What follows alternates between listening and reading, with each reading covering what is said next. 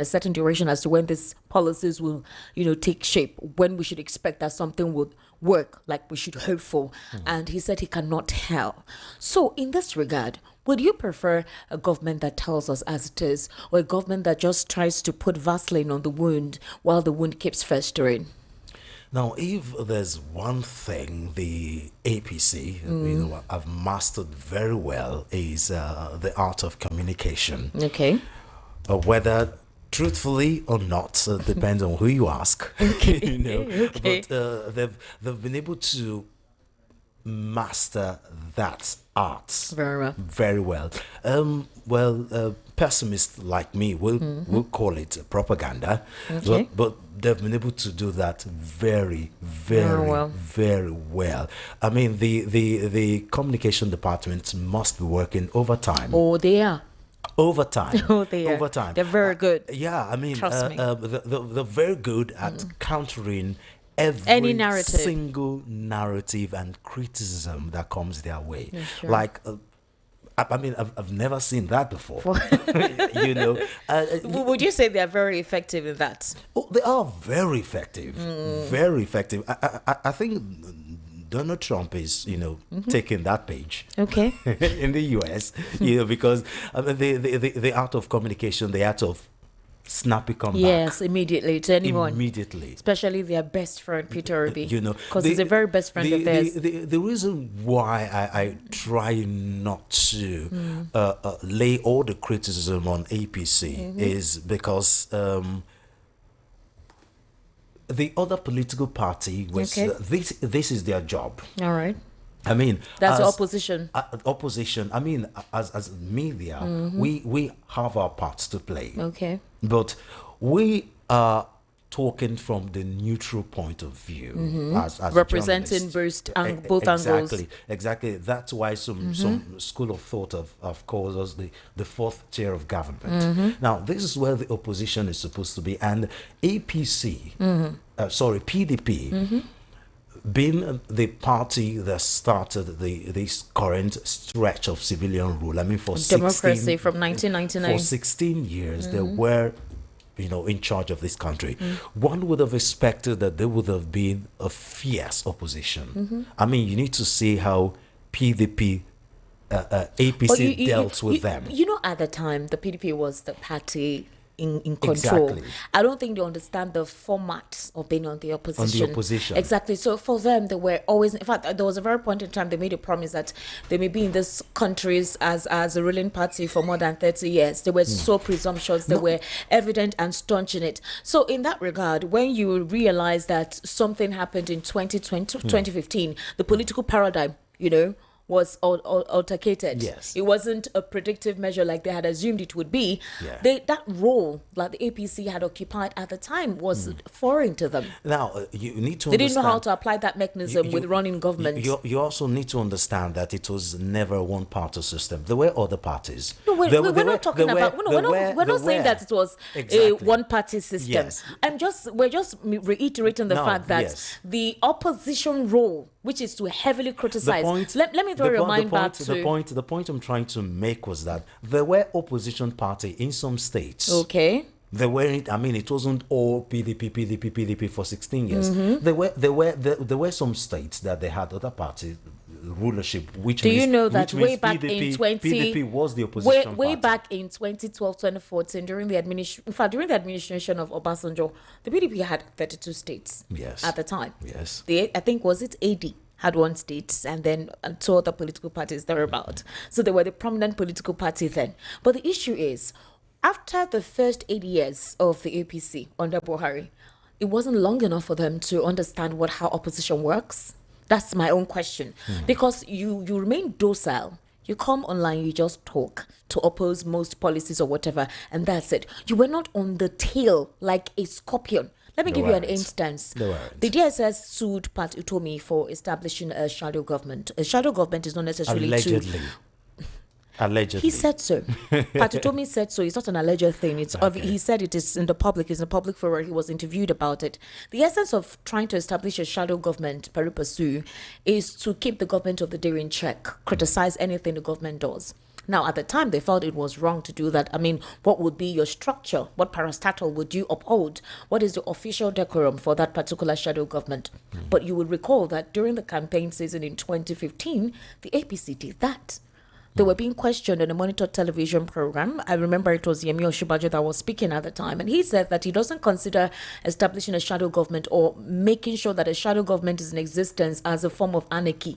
It is to put the government of the day in check. Exactly. Yemi Oshibajo made that statement in that interview. Which is why so the question now is, why is it that now Pat Utomi seems to be replaying or re-establishing what the APC supposedly is known for, to have been the order of the day for, is now considering it to be like it's a form of trying to cause dissent? Exactly. That's where they allegedly came in. Allegedly comes in because the APC are interpreting that as trying to overthrow the government. You overthrew the government how? It was something you did. You said it was not a means of causing dissent or anarchy. It was a means of checking the government of the day, which Patutomi had said that was the motive, that was the modus operandi, to question the incentives of the government. Anything they come out and tell us they're borrowing, anything they come out and tell us they're doing, we question you, we provide a counter. Sometimes we're helping giving you recommendation.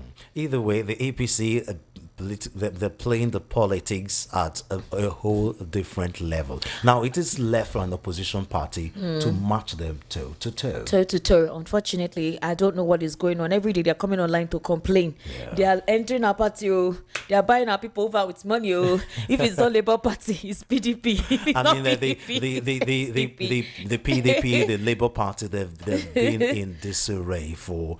I mean, it's been so disjointed. Do you think it's self-distrust or it's something that is being caused by the ruling party? They keep blaming the ruling party for this. Do you think it's self-distrust? I think the ruling party have a hand in it. I think so? Yeah, I think so. The ruling party have a hand in it. But I don't want to be the one to one of those to blame everything on the ruling party, because just like I said during matters, nobody put a gun to their head. Okay. Everything is a choice. It's true. Destroy the party or take this Ghana must go of $500 million. And you think that's the bait they're bringing in? Do you think that's the bait? If you know that the party is there to destabilize your party, why not work hard to ensure that your machination works well? Whatever effort needs to be implemented to stabilize the modus operandi within the party works well. And that's what's everything wrong with the kind of politics we play in this part of the world. There's no morality in this politics. No. It's crude, it's brutish, it's cruel, it's hard. We play basic politics here. Are you sure it's basic? Yeah, it's not broad, it's not crude. No. Of course it's crude. Okay. That's what basic is. As in other words, we don't play politics of ideology. Obviously. The way it used to be before. It used to be at least there was an element of it, in time past. So we just play. All the political parties are the same. PDP, APC, it's the same ideology, the same our ideology. The kind of politics we play here is tied to our religion and community and or ethnic differences and culture. Yeah. All right, Mr. Solomon, let's look at the daughter of Akwa Ibom State Governor Pastor Umo Eno. So the daughter is accusing her father of sacrificing their mother for his political career and ambition. Well, explain the word sacrifice. Okay, so according to her, Jane Eridiong Ufot, she's a second daughter who currently serves as a governor's senior special advisor on health, safety and environment. She described her mother as a sacrifice and declared that she would not suffer the same fate. She says, I am not a sacrifice. Mommy was, but I am not. She made that statement in a video. Okay. The clip also captured a moment where she handed her phone to her young daughter, who appeared to be engaged in a video call with Governor Eno. The child, prompted by her mother, posed a question to the governor on the other end of the line. So she said, so Grandpa, do you want them to kill us? Do you want them to die like my baby brother died? No audible response was heard from the governor during the exchange, and Mrs. Ufot did not clarify who she referred to as them. The identity of the baby brother mentioned also remains unverified as of press time. But Mrs. Ufot in the video further claimed that her life and that of her daughter were in danger due to unspecified revelations that she suggested may soon come to light. So she said, if I die today, or my daughter dies, if we die because God is exposing the truth, so be it, but my blood will not go scot-free. Patience Umo Eno, the First Lady of Akwa Ibom State, died on Thursday, September 26, 2024. So that video is what went viral. I'd like to see if we can play it out here so we can hear it ourselves. So, Wow, there's a Nigeria lot. matter no tire. There's a lot to unpack here. Nigeria matter no tire. A lot to unpack In here. all the tire. So let me see if we can hoodwink this. Let me increase the volume. Okay, thank you, Ty. Supposed to only you. Please, let us talk. Training Didion Fort, SSA to the governor on health, safety, and environment. Daddy, I'll send this particular post to only you. Please, let us talk before this thing destroys. You cannot, I'm not a sacrifice. Mommy was, I'm not. Mommy was, I am not. If I give you few minutes, don't work. I've posted this to everywhere. Are you getting? Training Didion Fort, SSA to the governor on health, safety, and environment. Daddy, I'll send this particular post to only you. Please, let us talk before this thing destroys. You cannot, I'm not a sacrifice. Mommy was, I'm not. Mommy was, I am not. If I give you few minutes, don't work. I've posted this to everywhere. What state are you from? Is that your state? No, from Cross River State. Okay. It's a sister state. It's a sister state. Okay, so I don't know what is happening. I'm getting a what is furing? Getting a fuel. Well, we need to know what's going on because I mean that video is subjected to. No. Are you people here with Mr. Solomon Ofen? He's speaking English. On our English. It's subject to 1,000,001 interpretation because now we need to furnished with me. I didn't even believe it until I heard the video because it was dark. I could see her face and her eye, so and you could hear that she deliberately mentioned her name, and obviously she was referring to her daddy. There's a lot of family secrets here. No, everybody has secrets. We know that, but there's a different thing when people come out with speculation and when your blood is coming out with this, and this is barely 2 weeks after the governor obviously told us that he's supporting President Bola Ahmed Tinubu for a second term. And then after that, you're now telling us that you've eventually defected. Then you barred a channel's television correspondent because that secret or that conversation you had where you threatened your close allies that if they don't defect or support you, your next political move, that there is no need for them to remain within your cabinet. They can as well resign. You said it in a podium where you had a microphone and it was released, to the public. You had issues with that. You barred the journalist. You came to give reasons that you had your reasons for barring that journalist, and now barely a week after that particular incident, your daughter is coming out to tell us that you use mommy for sacrifice and that she doesn't want to be sacrificed. Who's serving in your government, by the way? Not like she's not just a private citizen at this time. She's not just your daughter. She's serving in your government, so that's another thing to look out for. So there's a lot to unpack here. There's a lot we don't understand. There's a lot because I don't know where to start from. The word sacrifice is it ritual killing? Is it? I mean, it's there's a lot. So I don't want to be speculative here. So that's why I'll just leave it at that because 1,000,001 interpretation, of that. 1,000,001 interpretation because that word sacrifice is loaded and we don't know what it means. Sacrifice. The wife is late. Oh, yes. Governor Ulmo's wife is late, and the daughter is coming out to say this. That's why I don't know. Is it ritual? Is it? We don't know. We don't know. Okay, ladies and gentlemen, this is Mr. Solomon Ofen. We're officially welcoming you to the family. Thank you so much for joining the family. We do hope that we will make good strides together. All right? You want to stay for the rest of the program?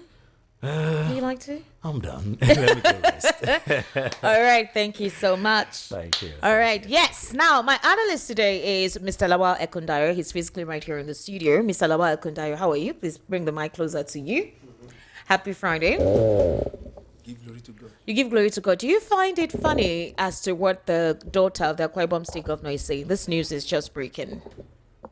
Well, I think it's something about protection. She's trying to protect by herself by coming out. I don't protect.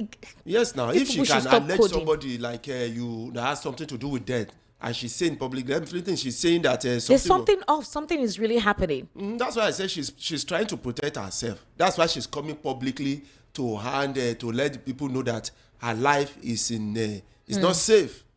You get, because she alleged murder somewhere, and she's now saying that, you know, for her to come out and say it, that means she's saying that something like that could happen to her.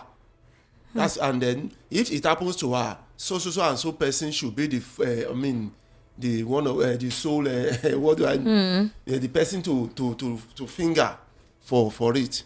So for her to come out openly like that, that means she's something she believes in. And Interesting. So it's interesting.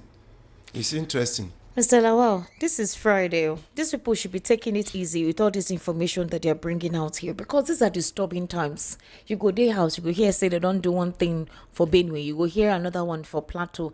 Today, if we're not dealing with police, we're dealing with Boko Haram, we're dealing with Lakurawa, we're dealing with Mamuda.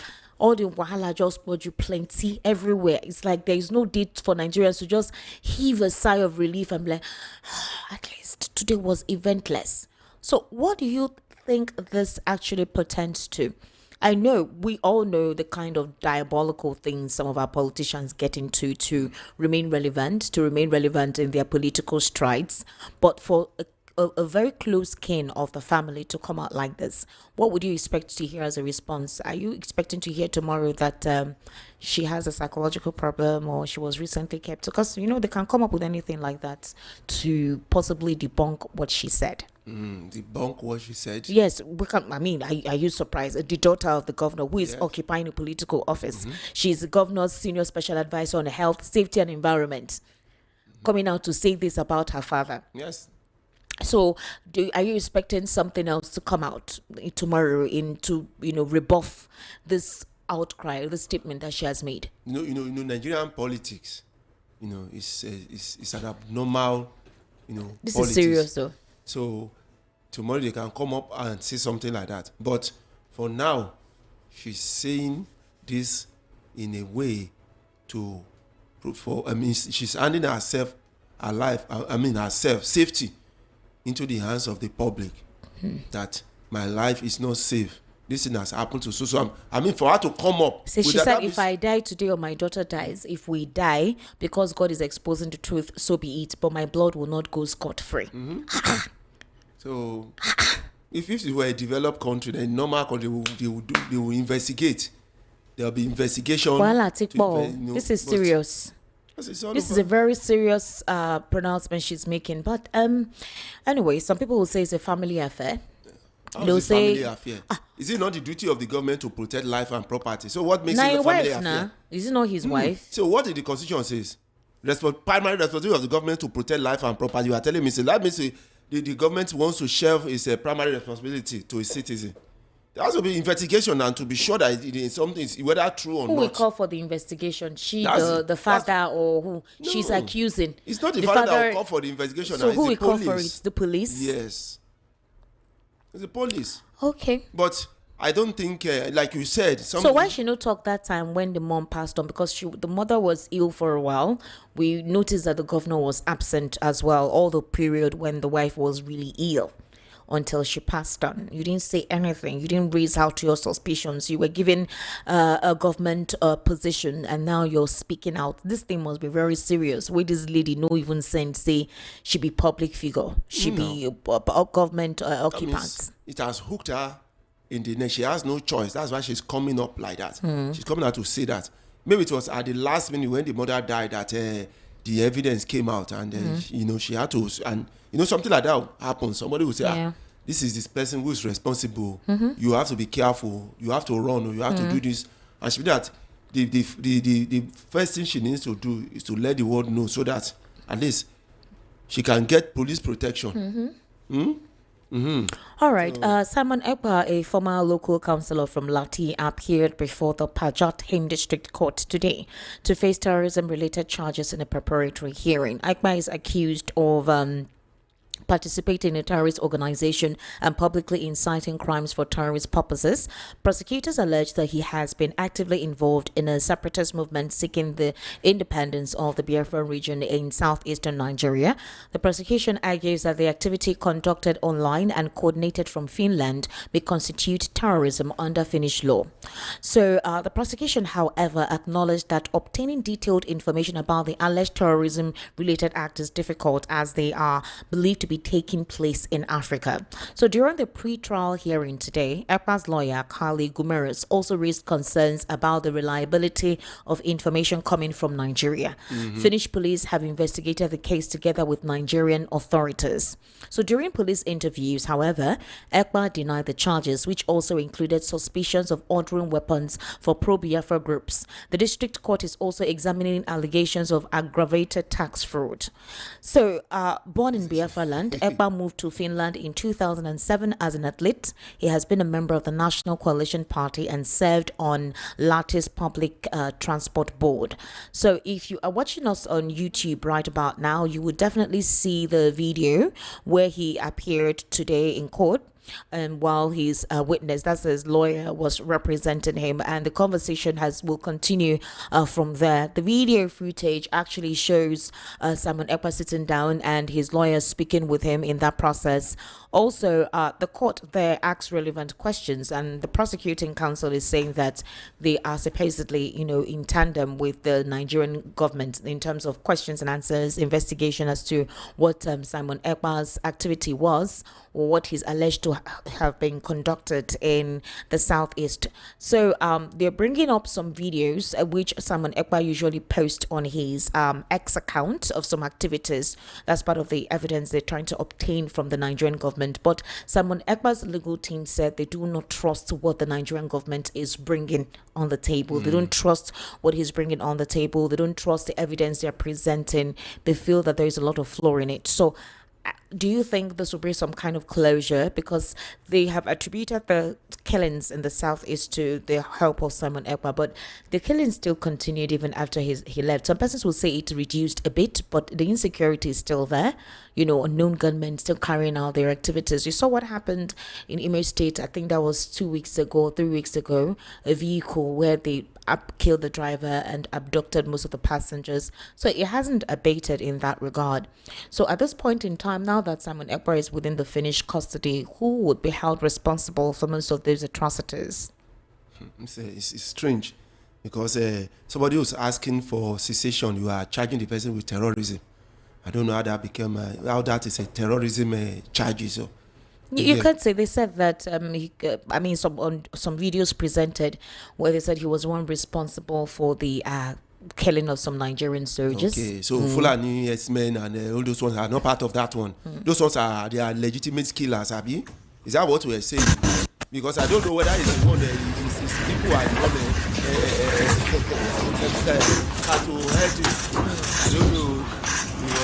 I don't know why they said, because what was the evidence people came up with were that the open ones were that Fulani, suspected Fulani terrorists, suspected Fulani, you get that are the one terrorizing them in that area.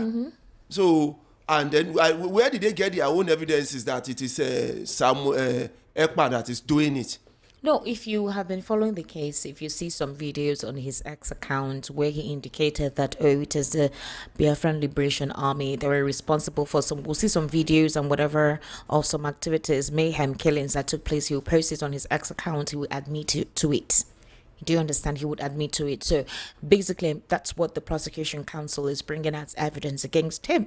But they say, for example, he has a dual citizenship. All of this happened while he was in Finland. So if someone Ekpa is denying any of those, because you cannot physically say he was present, but it is the posting, all the statements he made, all the videos that he uploaded on his X account. That's basically what he presented as the prosecution counsel is presenting as a evidence to prove otherwise, to present otherwise. No, there's this and they thing. say that it's in liaison with the Nigerian government. No, there's this thing.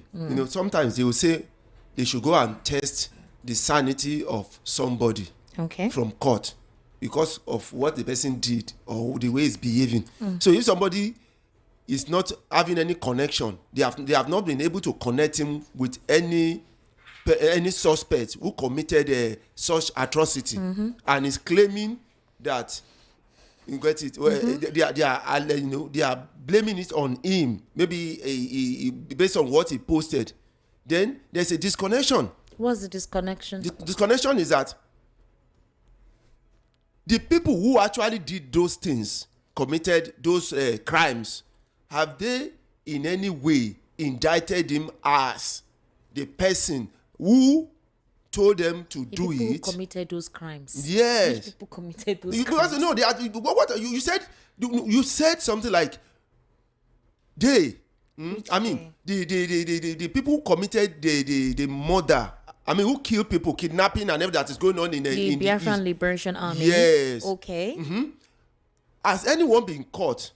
And the person linked. A couple of them have been caught by the Nigerian and they government. linked Samuel Ekpa to the as a person who actually, is and the that's one part of the evidence that the prosecution counsel will have to present. Which they have not because it's the Nigerian presented. government that is providing them with the evidence. Let them that they present need. that. You get it? Now, if somebody is saying like what Samuel Ekpa is doing, and there's no let me say he look at the video and send the video that is the one who, and there's no connection. None of those people they have caught is actually connecting this thing to him. Then maybe they have to go and test his sanity. Maybe something is wrong with his head. Okay. You get it? They could just take him and say, okay, let's test whether it's normal or not. Because if there's no connection between the people who committed the crime and the person who is, maybe supporting or whatever, then they have to go and see whether they can test his sanity. That's the first thing they have to do. Okay.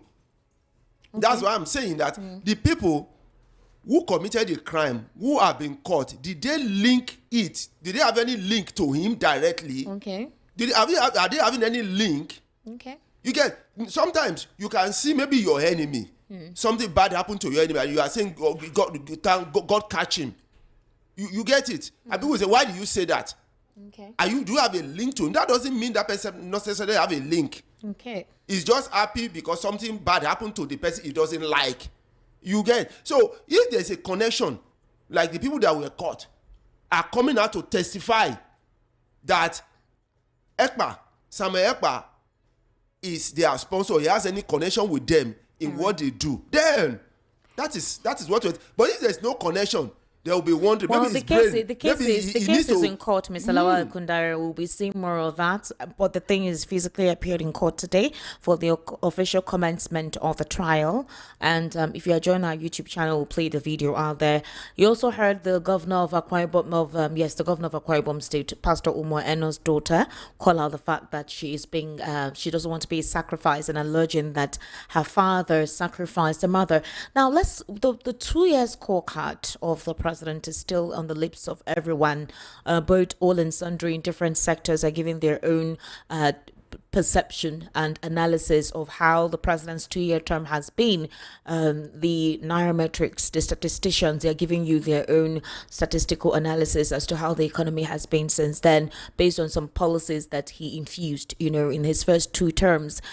Some social welfare, infrastructural developments as well is also being considered, and some of the renewed hope agenda that he has commenced and those he's yet to commence. Now, the highlight of it is also stemming from the fact that that his aides are believing that most of the policies of the administration is yielding a positive results in the aspect of security, social welfare, education, and all whatnot, that the president is really doing okay considering what they met the country on when he took over from former President Muhammadu Buhari. But if we listen to other critics and how they had to give their own insight into the 2 years, for example, Professor Usman, who is undergoing investigation by the EFCC, let's listen to what he had to say, and then I get to hear from you objectively this 2 years of the president, what you think with the president's defense as to how his administration has fared so far. And then those who are speaking, if they're speaking from a point of hate or a point of dislike, or they're not being objective with the reality on ground, because there's a major disparity with what the president is saying and what Nigerians are experiencing. So let's listen to Professor Usman here. Democratic decline, examining the challenges, implications, and future of democracy in Nigeria. But ladies and gentlemen, let us not forget another day. Today, 2 years ago, also marks the midpoint into President Bola Ahmed Tinubu's first term. A term which so far has been deeply unpopular, a tribalistic, not inclusive, divisive, recklessly run, self-serving, propaganda-fueled, corruption-ridden, hardships inflicting, and state capturing.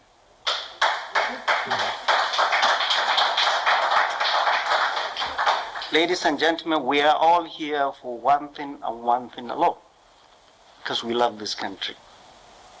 This country that has given my generation more than we can ever give back. When I tell my children how we grew up, they never believe it.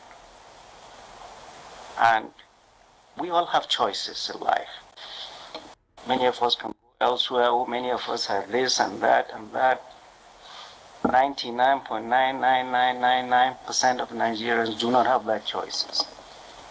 And that's why we are in this. Many people ask me, hey, you're a doctor, why are you in this? Why didn't you?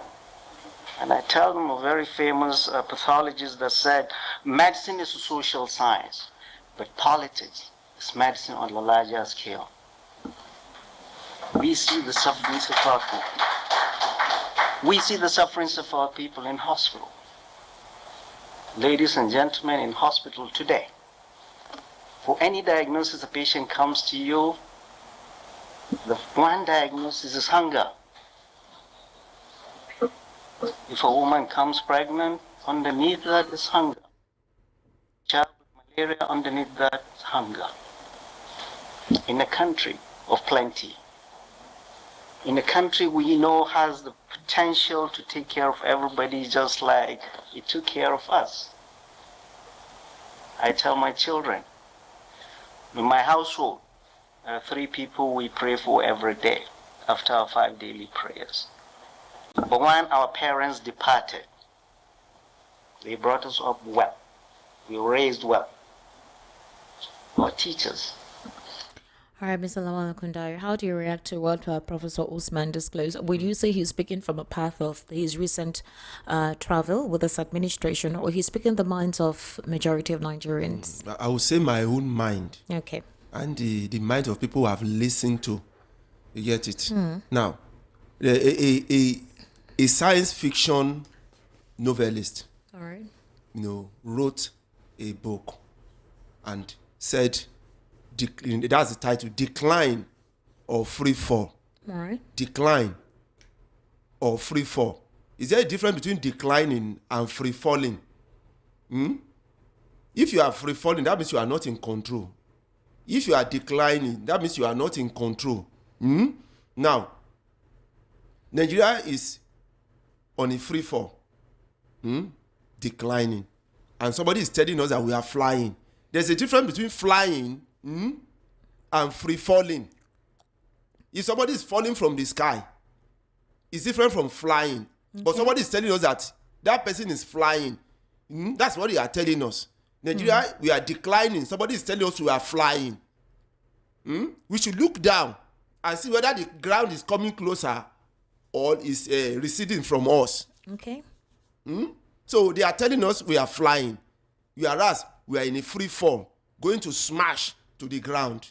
Now let us compare, because I read everything, the speech, and then I saw the essay that was written. President. Yes, from the president. I saw the essay. You know, when you write an essay, like you want to do INEC, and they told you to write an essay, you have to think of what you want to write in order to please the examiner. Is that not it? So somebody is writing an essay for us in order to please us. That is what I saw. Now, let us make a comparison. Even Buhari, that we said the government was worse, he was still paying subsidy. And he was running the government. And his debt was lower compared to now. Are you getting what I'm saying? Now, the time of Buhari, he was paying subsidy. The price of fuel was 170 something naira to a liter. And the debt was lower compared to now. Now, the government says it's not paying subsidy. The fuel is very, very expensive.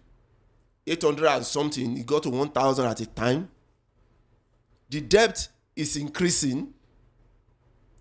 So, what is the difference? Are we improving? Are we flying up, or we are falling down? Is it not getting worse? At 2 years, presidential aide by Ananiga actually had to slam down or come down hard on Atiku Abubakar. He said that his criticism towards the Tinubu-led government is coming at a time whereby he considered it to be out of bitterness. And he said it is political bitterness and it's unfair, insisting that the former vice president's commentary was driven by animosity rather than an objective angle.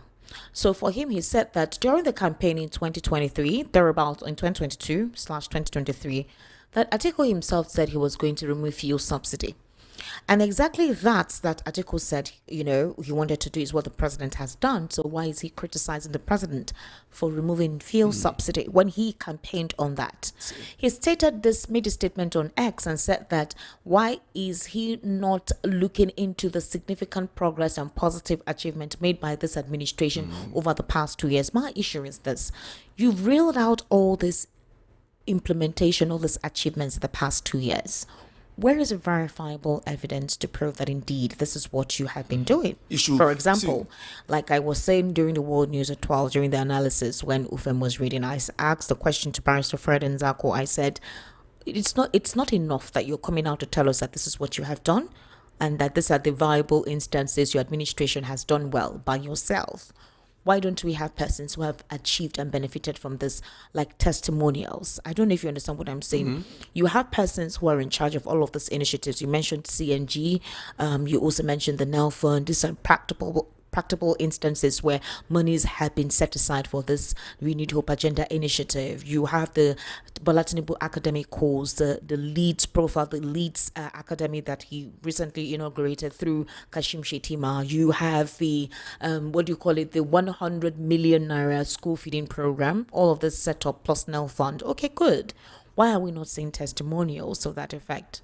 I don't know if you get what I'm trying to say. You have a website, you have an auditing body, you can take videos, pictures, pictorials of benefactors, those who are benefiting from all of this. So if we're not seeing that, but you're coming to tell us with your mouth that this is what you're doing, how do we trust what you're saying? Now, let me clarify something.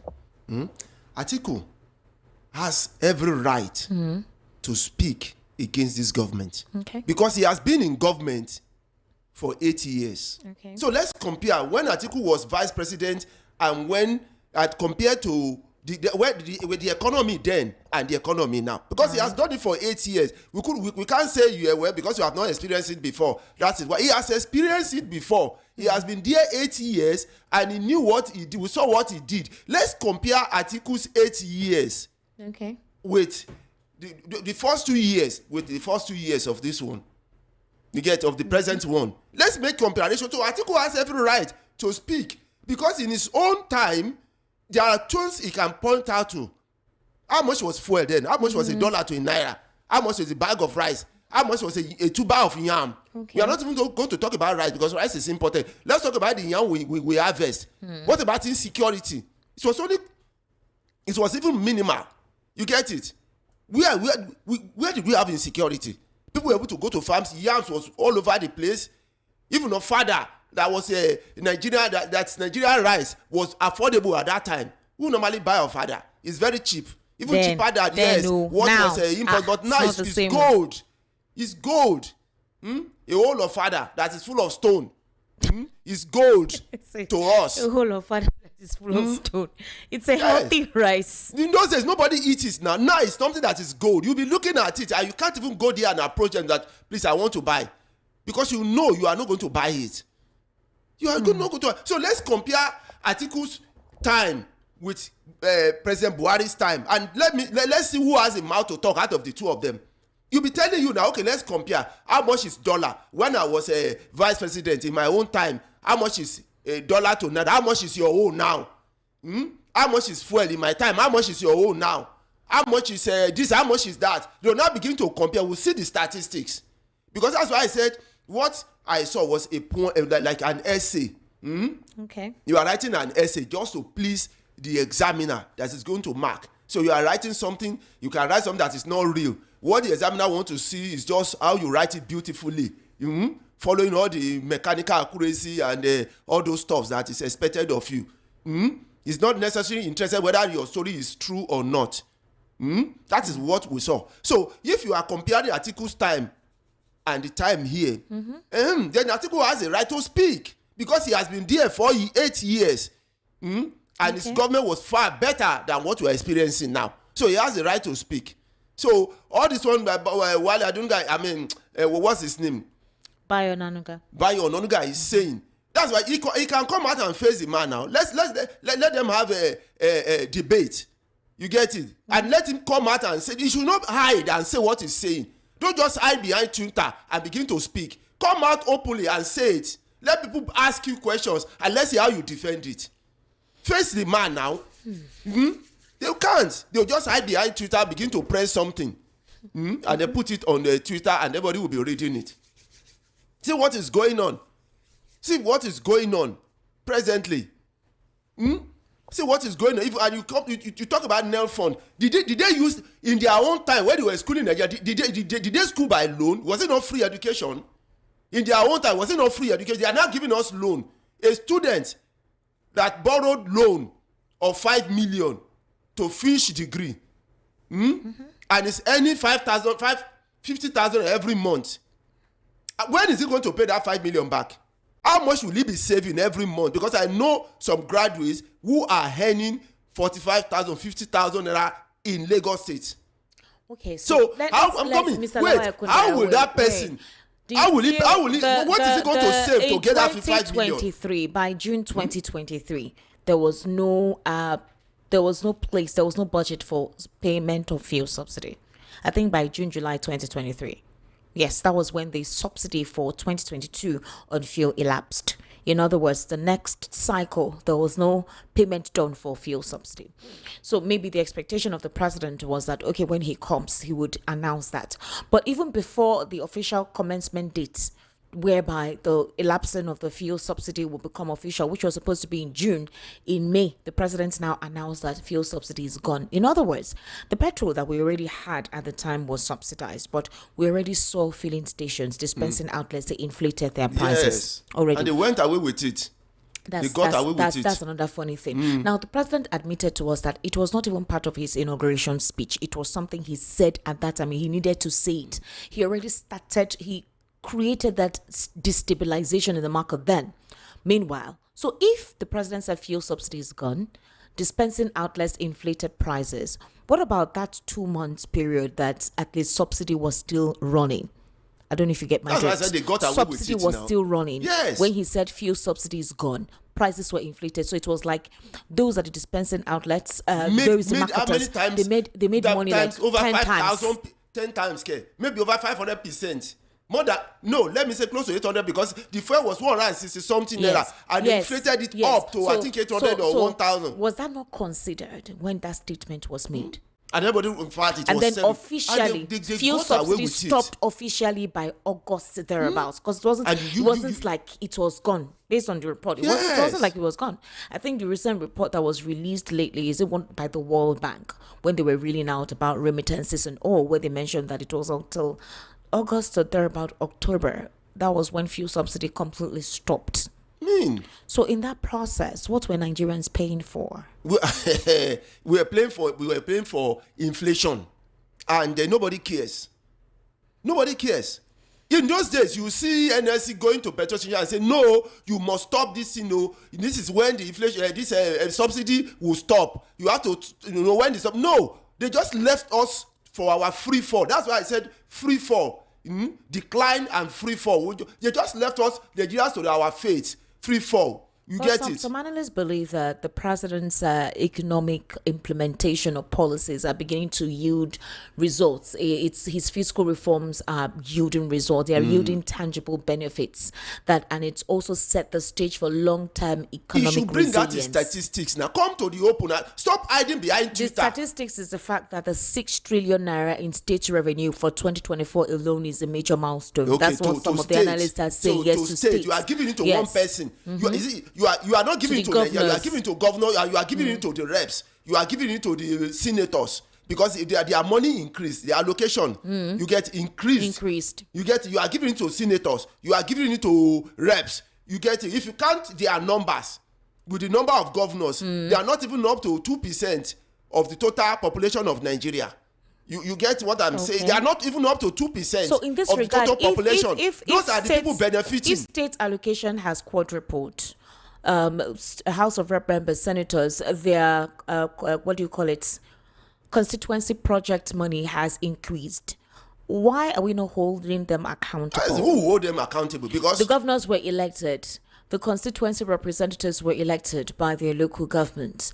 The senators and the House of Reps. So why are we calling the president for everything? If obviously the process, the implementation process, his economy is taking, is supposed to be viable, but the governors or the councillors or the House of Rep members or the senators are not doing the whatever their own side of the whole thing. So who now going to expose who? No check and balance. The only thing is a follow. You get it? And let me come back to that subsidy. I want to clarify something that people don't know about that subsidy. If somebody say, I am going to remove subsidy, he didn't say, I am going to increase fuel price. Please, we should clarify it. He can remove fuel subsidy and the price will come down. It doesn't mean that somebody say, I'm going to remove subsidy, therefore the price will go up. He may have his own strategy to remove subsidy and the price will still come down. Okay. That is one point. So people will say, because all of them say I'm going to remove subsidy, doesn't mean that their price will go up or they will put a burden on it. It could be that they are going to remove that subsidy and the price will still come down. Okay. So that is a point. So Nigerians should hold that in their hands, because nobody says I'm going to remove fuel subsidy and then the price will go up. Now the president removed subsidy and the price shot up. Okay. Up. Soaring very high. Now somebody else can remove the subsidy and the price will go down. It's possible. So everybody has his own strategy. So if all of them say they are going to remove subsidy, that doesn't mean that the effect will be the same. It could be easier because of some people's plan, and it could be harder because of some people's plan. So that is where they differ. I remember the only president in Nigeria that ever reduced the price of fuel, we had it in Nigeria now, that was Yaradua. When Yaradua came on board, he reduced the price of fuel by 2 naira, I think like 2 naira or something. He reduced the price of fuel now. So somebody else can say, okay, I'm going to remove the subsidy, and he has a plan to make that price to come down. So he could remove subsidy and also make the price come down. Who will complain about removing subsidy when the price comes down or when the price is stable? Nobody will complain now. So all of them have their own strategy. Okay. So this one can remove his own and the price will come down. It's his own strategy. So somebody can remove his own and the price will go up. That is his own strategy. So that is the strategy we are going through now, is that somebody who remove his subsidy, the price shot up. It went up. Somebody can come and remove the subsidy and the price will come down. And everybody will say, how did you do it? It's working now, and we will all be happy. So I am clarifying that. Interesting. So in Rivers State, for example, Fubara adopting the peace approach, obviously clarifying that there is no fight with his godfather, that he called Wiki his Oga. And he said that, for example, in the meeting with leaders and stakeholders, he called it a simplified movement as part of activities to mark his 2 years in office as governor of Rivers State, although I don't think he has reached up to 2 years. He's been in suspension now, I think going on 3 months. So he said and reassured his people that he's returning to the government house, and thereby letting his people know, especially those who would consider him having to give praise Nyesom Wike or Koto precisely. Maybe he doesn't want anybody making any statement that would cause any form of dispute, between him and Nyesom Wike. Do you think that is weakness, or but that's political wisdom? Now, do you know that the real struggle, what caused fight between Fubara and Wike, is an issue people are not even looking at. The issue of who is going to decide what they do with the state allocation. Have you forgotten that is one of the main reasons? State allocation. Yes. What comes to the state? That is what Wike wants to control now. Wike denied it. He denied that money was part of it. Although so why told us that everything that is going on between them is money. Then why is he giving the guy a problem? Why is he giving Fubara? Fubara lately, why? in the What is statement his reason? he made, just said right now they're in peace talks. He did not disclose that it is money that is the issue. See, what did he say was the issue? What did he say was the issue? Did anybody come out and tell us exactly what was the issue? Fubara was doing his work normal as governor, and somebody was disturbing him. So why was he disturbing him? We don't know. Why? Now they said peace. Peace for what? Peace for what? Because I have not seen anything Fubara did that requires somebody coming up to say there's a peace. The guy never fought Wike now. He never did any. He was just doing his normal governing activities. So what did he do? Didn't do anything that warrants a Wike coming in and begin to give him all these issues. So if they are saying they are signing a peace, what peace? What peace? I don't know. You don't think there was any conflict between them? What is the conflict? The guy Fubara was doing his work. Did he insult Wike? Did he went to demolish Wike's house? Did he tell Wike not to come to River? So what exactly was the crop of their? What exactly? The guy never even insulted him. Are we going to see this part of the peace initiative as him embracing the 27 lawmakers that supposedly defected? Because what he said is that democracy and good governance will return to the states soon, with both arms working together for the benefit of the people, the judiciary and the House of Representatives, the legislators. So what I'm saying now is it that as part of the peace process, conditions tabled, Wike's guys, Fubara needs to recognize them, welcome them with open arms when he returns after his suspension. These are the things we would see. So if Wike was fighting that this person's not being his cabinet and they will be leaking out certain information in terms of to Wike or whoever he considers that will weaken the strength of his administration, if he's going to eventually embrace them, why was this not thought of in the first instance? Why did he take a state of emergency for Fubara to supposedly koto? What did he think was going to happen? Same. What I'm saying is that in the process of this whole ordeal, Nigerians who were not even bothered about the situation before, they were like, now political godfather and political godson, they fight. But when they saw Fubara standing on his 10 toes to say, I don't want to have anything to do with this man, and I want to prove that I can control my state without his influence, he garnered the support and empathy of a lot of Nigerians. So what will happen to those Nigerians that supported him, that gave him the psychological strength or whatever to continue to fight, now that he has eventually decided to play the game politically? Now, I like the word game. I like the word game. Okay. Like I used to say, when two teams are playing, you see, the part of the game is that some may settle the official. Okay. So that you shift goalposts. So may, there's a lot of, that's why they call it game. That I must win at all costs. Fubara may be playing a game. Since somebody shifted the goalpost, I too can shift the goalpost, of course. But first, let me get into the game. When I get into the game, I'll now decide how I'm going to shift my own goalpost. Okay. It could be like it could be like that. It could be like that. All right. So because now, and then that 27 lawmakers, it is not about the governor. It is not about the governor. It's not main. It's the 27. It's not really about. It's about the people.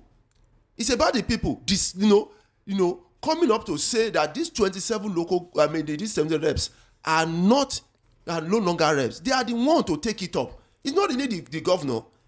It's the people. They are there to take it up. Which people? The people of Rivers State, because when you represent, you come through. Okay, you are elected through my let me say I'm a Labour person. I'm a Labour party person now, and we elected you. After electing you, now defeated. Of course, I have the right to challenge that now. Know that that place should be declared vacant because I, gave you my mandate and you threw it away. So I need to collect my mandate back. So we need to rerun that election. So it's about the people of Rivers. It's not really about the governor. The governor is in his post, in his own area as the governor. Nothing is happening to him. So, but the people who represent the people of Rivers State, the 27 local governments, have shown this loyalty to the people. Have shown all right, Mr. Lawa Ekundaro, thank you very much. Let's open the phone lines. 11 minutes gone past 8 o'clock. Let's get a lot of reactions. And the number to call is 081. Yes, 36929933, 08036929933, and the WhatsApp number is 0817175638, 0817175638. That's WhatsApp number to send your messages to, while the number to call is 08036929933. Hello, good evening. How are you? Turn down the volume of your radio. Turn down the volume of your radio. 08036929933. Please, when you call, turn down the volume of your radio. I cannot hear you when you have the radio blurring at the background. It's very distorting, all right? Hello, good evening. How are you? Hello, good evening, ma. Good evening, ma. How are you, ma? My name is Peter. Your name is Peter? Yes. I'm not a woman. I'm a man. Okay, I'm so sorry, Mr. Peter. Please go ahead. You have a feminine voice. Go ahead, please. That's not my voice. No, it's I beautiful. Don't talk it's unique. It's unique. Please go ahead, Mr. This Peter. is my first time calling. I've been trying to call for welcome. I can't find my bell. Where is my bell? Thank you very much. Let me ring bell for you, Mr. Peter. Okay. Thank you so much. Welcome to the family, Mr. Peter. Please go ahead. Please, I want to ask a question. This government that will keep on blaming all the time that things are not going well. Have we ever tried to look at the points of what is happening in it? And my second question is, all this money that we are borrowing, I remember when Barry was still a government, he borrowed money. And all this while things are not getting better. I'm asking, if our government keep on borrowing money like this, is he going to pay them back before he leave the government? Before you leave the government? Okay. Yes. Okay. That's my question. All right. Okay. Thank you very much. Mr. Lawa, I'll respond to that. What was our first question? It's not both of us that were listening. Answer now. No, let's talk about the money. Now, that is why everybody is panicking. That's why a lot of panicking about this borrowing. Because some analysts have calculated that, okay, look at our borrowing now. It's almost, is it not greater than even the budget, the yearly budget of the country? The debt is over, is over almost over. The total debt is over our total budget. So we are afraid. How do you pay back with that? Mr. Lawa Ekundaro, Arewa, they have, in fact, there are international summits led by Bashir Lamido. He has advocated that for the Southwest to produce all presidential candidates in the 2027 elections, while urging the Southeast be given full support to produce a Nigerian president in 2031. So this kind of statement he's making, is it that, okay, you guys, let's let the president do his remaining 4-year term and then give the Southeast an opportunity in 2031, which could be either likely Peter Obi or any other person. Since the fear is that the North would want to take power in 2031 after 2027 if anyone from the Southeast extraction doesn't emerge. How would you consider this? I don't. It's meaningless to me. No, they're having an international summit. They're That's a endorsing headache. the Southwest for 2027 and saying that by 2031 it should be the Southeast. Okay. So that balanced rotation thingy. But like, Let it not just be that it's between how Southwest does and it- North all the time. How does it concern? How does it benefit the ordinary Nigerians? These are the questions we should ask now. All this thing they are talking. They are How has politics. it benefited the ordinary citizen of Nigeria? It doesn't benefit us now. You will say it has to go to so. We want the right person to rule this country. Who cares where he comes from? Prove yourself. Come to debate. Show what your antecedent. Show what you can do. Let us vote for you. That's why I said even if a white man decides to come to Nigeria, I will support that white man to rule us, because when they were ruling us, we were even doing far better than this. So it's like we are not ready. We are like a student who graduated without passing through the school. You get it? You will never do well because he doesn't know anything. Hello, good evening. How are you? I'm fine, man. I'm good evening. Good evening. What's your name, please? Hello? You have a lot of. Hello, are you hearing me? Yes, go ahead. What's your name? Okay, Larry calling you from Ikeja. All right, Larry. Go ahead, please. Yeah, for what is happening in Akwa Ibom. You know, Nigerian politicians, if you see how they behave and so, you know that they can do anything to remain in power. And for Rivers, what this man is talking, I know he has compromised himself. That is why he's saying that presidency save Rivers by declaring. That is what he was said to talk as part of the appeal. But I know it's not like the against failure. The fight is not about the river. And the PDP governor went to Supreme Court. I don't know what Supreme Court is waiting to look into that matter. Okay, go ahead. Yeah, maybe they are waiting. Maybe they settle the matter before Okay. they will Give it a judgment, Abby. matter in court. Yes. All right. Have a lovely evening. Thank you very much. So, Mr. Lawal Kundaya, can you remember when Nyesom Wike went to Saraki's house because Saraki was the one put in charge for their reconciliatory effort within the PDP? And Wike said that part of the agreement they reached was that the governors, the PDP governors, will withdraw the suits against the federal government on the state of emergency imposed in Rivers State. Can you remember that was one of the agreements that he said?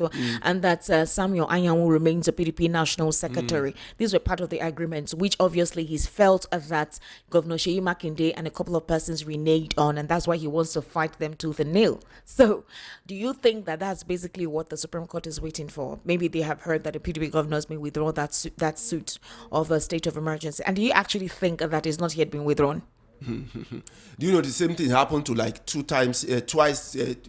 different people, two different sections of people, in which the other side did not, follow his own side of the agreement. You remember the one in Lagos in which they tell them to go and withdraw? Yes. You remember the one in Rivers Obasa which they told Fubara to go and withdraw? Obasa went on food on. Fubara did, but the 27 defected lawmakers did not. Their own. Hello, good evening. How are you, sir? Esther, how you doing? I'm fine, sir. Good evening. How are you, sir? Fine. Mr. Kunda, how you doing now? Good evening, sir. Good evening, my brother. My brother, this Mr. President that is giving himself pass mark. Mr. Kunda, Esther, sir. You come from the east. Yes. You do see the road. The road from what is it, Shagam to River State is unpassable, completely unpassable. Did you know that? People who have traveled 2 days ago, are saying that the hookup, they were in the traffic for complete 6 hours. You do not have that report. There was the one of the third day. I wanted to call you on the program. Say, this is what is happening. There is the whole road has spoiled. The bypass has spoiled. The Shagam, it's nowhere to. And then the Mr. President is giving himself a pass mark. And I know that the other one from the Kogi own to Lagos, I know that one will be impossible also. I don't know which infrastructure, where is the infrastructure he had done? That is the question I want to ask Mr. Kundaya. Where is the infrastructure your brother has done? Good evening. Good evening. Joe from Bariga. Joe from Bariga, thank you very much. That's why I told you that Nigeria, we are in a decline, a free fall. We are falling from the sky. Pew, and somebody is telling us we are flying. Don't worry, you are flying. Somebody, is falling down, and you are telling the person is flying. Is it not what? People are not positive minded. 08036929933. Hello, good evening. How are you? Good evening. Good evening. Good evening. How are you? Fine. Greetings to all the people in the station, the new man. Mr. Solomon Ufem. Thank you very much. I love his baritone voice. Yeah, he has very good voice. It's a very, very, very good voice. So concerning the issue in this country, you know, there is no truth. That's the bottom line. For ladies and gentlemen, this is Mr. Truth calling from the town of Injustice. Very right. Go ahead. Very right. If you see what they are doing in all states at the Federation, it's a big lie. And whatever you sow, you reap. The INEC, hello? I can hear you, Mr. Truth. The INEC and the judiciary, they put us in this mess.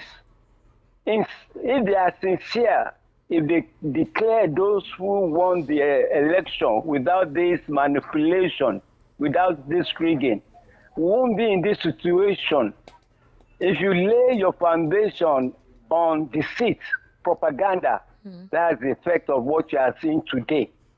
If you go through all the scriptures, especially Quran and the Bible, the righteous, if they rule, the people will be happy.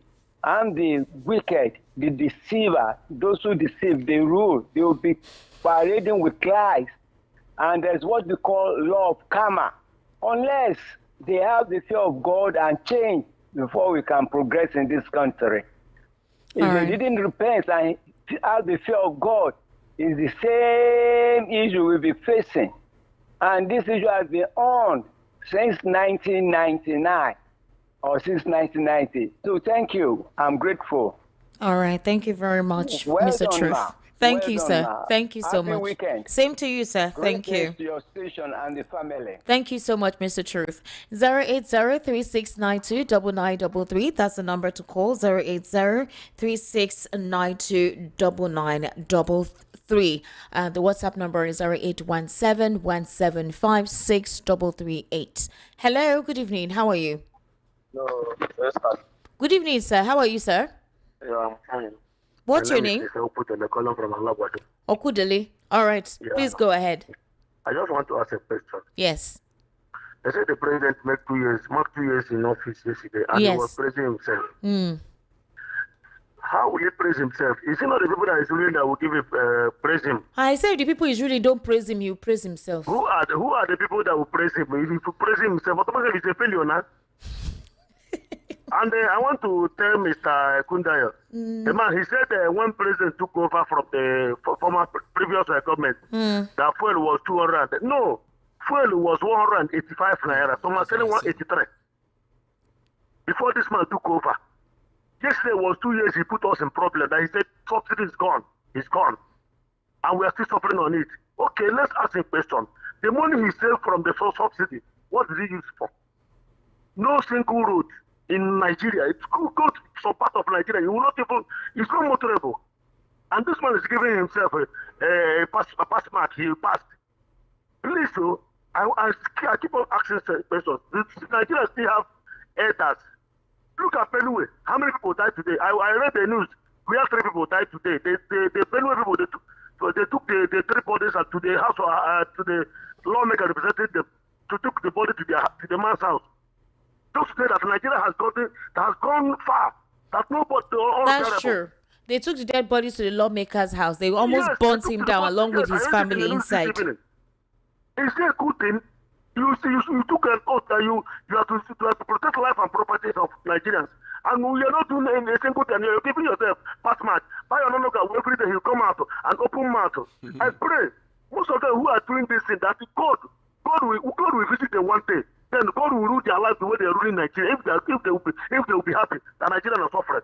That's my own take tonight. God bless you. Good night. Thank you very much for calling. Thank you so much. The number to call is 08036929933. 08036929933. That is the number to call. Hello, good evening. How are you?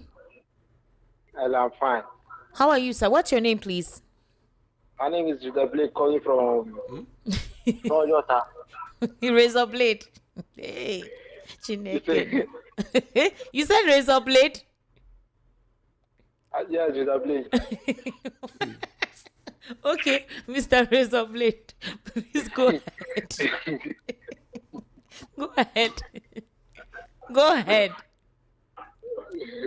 So, why are you laughing? Not who you want cut. Which name? Oh God. These people. Mr. Razor Blade, go ahead, I beg. Razor blade, razor blade, razor blade. Go ahead, sir. Go ahead. Go ahead, oh. Mr. Razor Blade, no talking. Yes, you don't cut. Razor blade don't cut the line. 08036929933. 08036929933. Hello, good evening. How are you? Yeah, good evening, Sister Esther. Good evening, sir. What's your name, sir? Thank you. And I'm calling from Satellite. I'm Mr. Peter Winja. Mr. Peter, thank you very much for calling. Please go ahead, sir. Okay. Thank you, Mr. Kunda. I love your analysis. Thank you, sir. Yeah, so what I'm saying is that Mr. President said if nobody praised him, that he's praising himself. You know, there's an adage in my place that said the lizard fell from the Iroko and look at the right and the left. Nobody praised him. He praised himself. You will now ask yourself, who pushed down Mr. Lizard? Because had it been somebody pushed him and he fell, they would have been praising him for landing, safely. Mr. President is praising himself because he knows himself that he has failed. And that's why he's praising himself. So we are in a mess for people who don't know what to call leadership to be on the throne. That is what we are suffering. Then number two, we shouldn't blame, what's it called, the man in Port Harcourt, Fubara. Exactly. Because, it's a gentleman agreement. It's just like where a husband and wife fighting at night. When the man said, give me that thing now, the woman did not agree. And the neighbor came out and said, okay, what did they happen? He said, ask her now. He asked the woman said, ask her now. They said, don't mind him, don't mind her. See, once the wrong ones are on throne, you can never know their mind. But we are just praying in this country that one day God will bring to us that one who will rule us or lead us with godly mind. We are waiting for Peter Bio. Even if his days are expired in Nigeria, God will also replace somebody like him. You say he expires. All right. Thank you very much. Thank you for calling. All right. 08036929933. That's the number to call. 08036929933. The WhatsApp number is 0817175638. Hello. Good evening. How are you? Fine. Good evening, sir. What's your name? My name is Mr. Ejike from Ojo, Alaba. Mr. Ejike from Ojo, Alaba. Please go ahead. I greet you, Sister Esther and Gundayo. Thank you very much. What I want to say is not any other thing that, in this world, people are talking and criticizing Mr. President. The only thing I want people to know, I know that I'm speaking to the radio station. One thing I want people to know is when the righteous is on the throne, people say we request. When the bad man is on the throne, people also will do what? Will cry. People are crying but they have forgotten maybe years back when there are many prophecies that Nigeria will enter into this kind of hard time. People have forgotten. People have forgotten that many times when I was in the north, I remember those days when some of the pastors are preaching that time will come, nobody knows the time. And we are growing. Now it is the time we are growing old. Now this is the time. And God has using the bad man to punish this generation. Maybe it's punishing. Maybe God will still bring another person to the bill. If you follow the Bible scholars, you will hear many stories about Israelites when they debated. God will use another man like Nebuchadnezzar to punish them. God will use another man like Pharaoh to punish them. Not they are not righteous. They are righteous. But what are we saying? Let us know mindset of God to crucify this man. Because if you don't know the mindset, we will be talking from January to December. This man will still rule another 4 years in this office. And no prayer can bring him down except God. I said, no prayer, nobody can bring. It is God that appointed him. Remember when the Reverend Father Mbaka was talking, Jonathan will not go there. People are criticizing him. People were talking, and he said the people cannot go there. This is a focus. This is a vision. A man of God has seen it before times coming. He said, because we don't know the mindset of God. My brothers and my sisters that are listening to me in this night, I want us to know there are a lot of evil going on, even in your own family. You never think that. Even in your own state, there are a lot of ritualists, a lot of cultists, a lot of people, even in the market. Some people can come to buy something, you will give the person check. Some people, all these atrocities, what God can look and give us a hard man.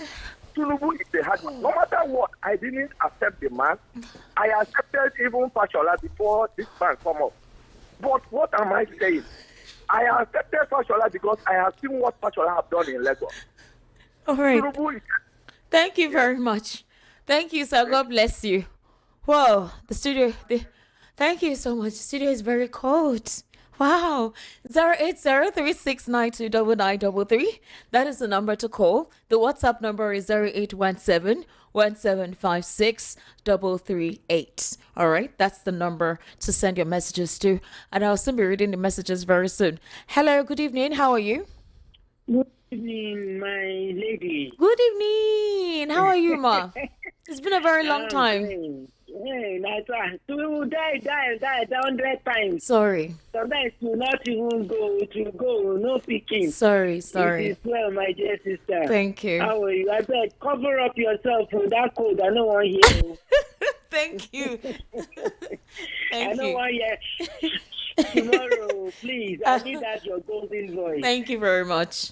Go ahead, ma. Mr. Kundayo, good evening, sir. Good evening, ma. How are you today? Yeah, not bad. God will deliver our country. Amen. We don't know how, but God will deliver us. Amen. I just want to ask some people, my dear sister. Okay, ma. I've not been hearing from Jova. Yes, so it's true. Same here. Maybe it's work. I've not been hearing from Koboko. You're very... I've not heard from my sister Chioma. Okay, so let's make it official. I have not left us. Wait now. I said let's make it official, right? So Chioma has left. She's no longer with us. Yes, she has moved on, and trust me, she's doing so well. She's moved on to greater heights. We introduced one person that is a member of the family now, Mr. Solomon Ufem. So he's now part of the family. Yes, exactly. So thank you very much for actually asking of us. No, no, she hasn't jackpot. No, she hasn't jackpot. Yes. Yeah, don't worry. Thank you very much, ma, for calling in. Move on, please. Yes. Take good care of yourself. Thank you very much, ma. God will deliver us. That is all I can say. Yes, sir. Thank you. Thank you. Good night. Thank you. 08036929933. That is the number to call. 08036929933. 08036929933. 08036929933. Hello. Good evening. How are you? Hello, good evening. Yes, good evening, ma. And Mr. Lawale Kundayo, good evening. Good evening to you. My name is Toyin from Idimu. Your name is? Toyin from Idimu. Toyin. Toyin, how is it Idimu today? What? How is Idimu today? Oh, well, we thank God. It was hot earlier, but it's fine now. All right, thank you very much. Please go ahead. I wanted to, say something. I wish I was actually, a campaign manager for Peter Obi or any other opposition party, because if these APC people, they cannot campaign to the public, because what would they campaign about? Let me use Donald Trump as a case study. When you're campaigning against Kamala Harris, he did an extensive marketing campaign where he said Kamala Harris is for they, them. Donald Trump is for you. Mm-hmm. And you were playing this thing every 15 minutes, every single time, for every day. So what? And all these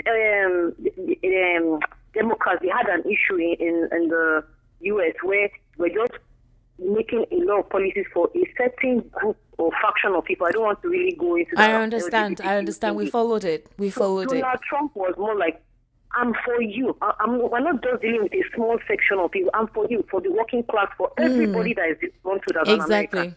So it is very easy for the politicians to say, okay, what has the APC government done for you? Since they claimed they wanted to give us change from Goodluck Jonathan's era, is it the change that was promised? Is it the change that you all voted for? Is it the change we want?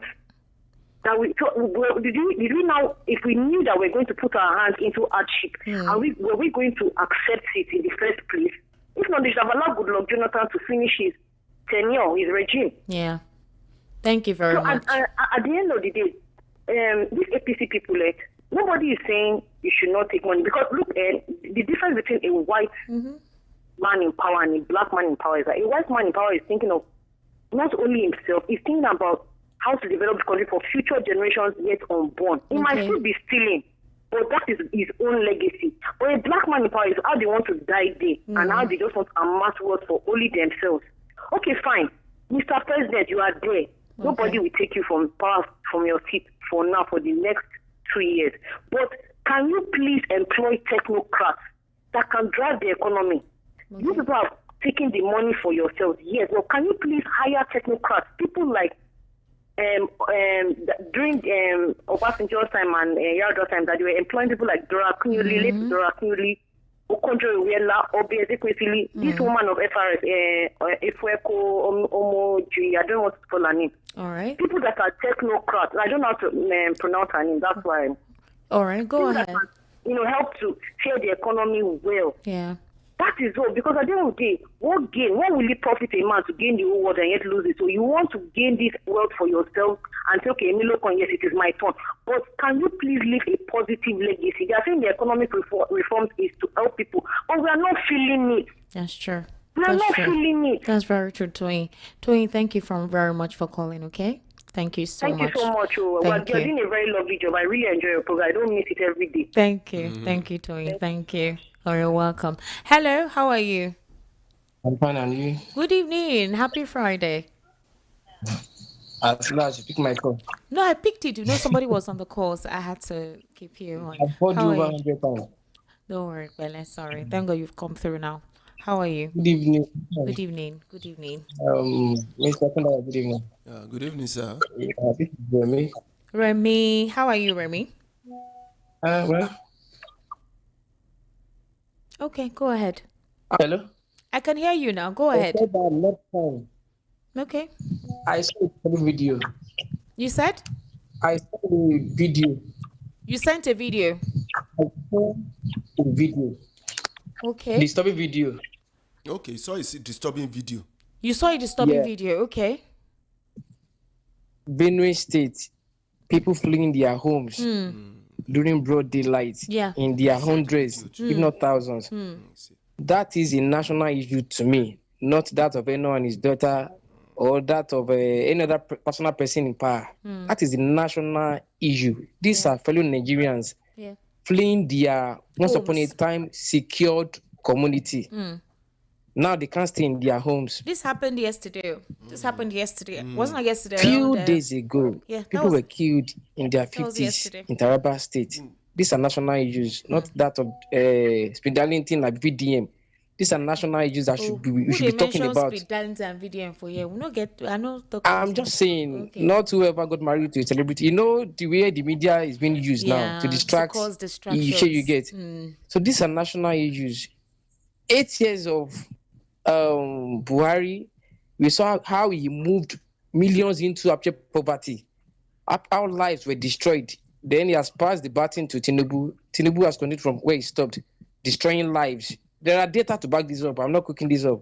Obviously. Millions of businesses are shut down. People are being killed. I know the media is under-reporting a lot of things. If you, Esther, is to report what is happening, fact for fact, I know you, as in DSS will come for you. Sure, you get. Yeah. So you guys have been asked to underreport daily killings in Nigeria. Once upon a time, a secured state. Tell me one thing APC accused PDP of not doing that they had done in the last 10 years. Just one sector that they've really worked on, that they condemn PDP of not fixing in the last 10 years that they've been in power. Were we this poor when they took over in 2015? I'm not separating Buhari and Tinubu because they belong to the same party. They easily tell us PDP spent 16 years. Yeah. So we can easily say APC has spent 10 years. Are we far better than they met us? We all know the answer. So those who are trying to make case for APC, or those who are trying to spiritualize the matter that this is the spiritual matter or it is our sin. Germany historically had issue. They killed people. Germany had a better economy. So this one will be ancestral cause. It's not about cause or whether God choose to punish us. No. God should be punishing Germany now or other countries. Belgium. God should be punishing them too if this is by the kind of blood they shed. But it's not. It is by leadership. You cannot have the wrong person. You cannot put a thief to lead your home and you think things will get lost. And you are saying by prayer, things won't miss in your home.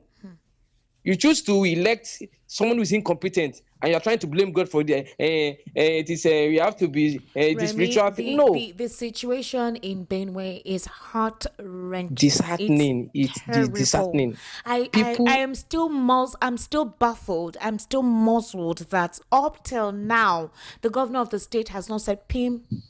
Likewise, I expected the DSS to have come out to say something. The president has not said anything. It's the silence, the deafening silence while the country is mourning. Literal death is taking place and everywhere is mute. I don't understand the lack of empathy. I don't understand the sense of nonchalance. I really don't want to get into that. I don't want to get into that because my mood will definitely be distraught. I felt like this yesterday during the program in the evening when the news just broke out. There is something sinister and deliberate going on. And I have asked Mr. President that please, I don't know what you are afraid of. You don't need to be afraid of anybody. You are the president of the Federal Republic of Nigeria. If your people are being displaced in their country and you are not doing anything about it, then what is your responsibility? He's only after what power. Is your job? He's after Kanu and Ekpa. Do you know that in less than 24 hours, when the first pipeline was bombed in River State, the president called all the security chiefs, including the Senate president, by 7 o'clock. I played that national broadcast. He's representing the interest of the West, the foreigners, not you and I. So whatever we affect, those who put him in power, you quickly act. We also how he almost... Wait, I'm sorry. If 2027 is the ultimatum, is the focus here, what if you don't have anybody to elect you in 2027? You can tell that to the APC supporters who are clamoring for him to come back in 2027. Oh, wow. So when you got people in those regions, is that when it's so disheartening? From the one, someone like me knew APC had nothing to offer right from 2015. We knew they only after power. So more reason I'm asking, tell me one thing they've done differently in the last 10 years than ruining lives. Buhari wasted 8 years of Nigerians. They told us to give him time. Can I expect him to fix what had got spoiled over the years? Mm-hmm. They are telling us. I don't know if you saw this man on Arise today that was telling us we should give Tinubu 8 years again. Mm-hmm. So they want to keep wasting lives of Nigerians. So by that 8 years, when people are dead, will they be there to testify to whatever Tinubu gains? I am weakened. Thank you very much for calling. To be honest, let me take messages. Good night. Thank you very much. Mr. Lawa Ekunda didn't wait to bust the truth with his mic. I love you, sir. VOP doesn't hide inside the curtain of allegedly while there is evidence. Ezinira from Ijesha. Good evening, Esther. I want to ask this question. What did Peter Obi do in Anambra for his 8 years where he refused to build infrastructure but saving money? Can we compare Peter Obi 8 years on Anambra and David Umahi 8 years in Ebonyi in terms of infrastructure and others? Tunde from Ijegu.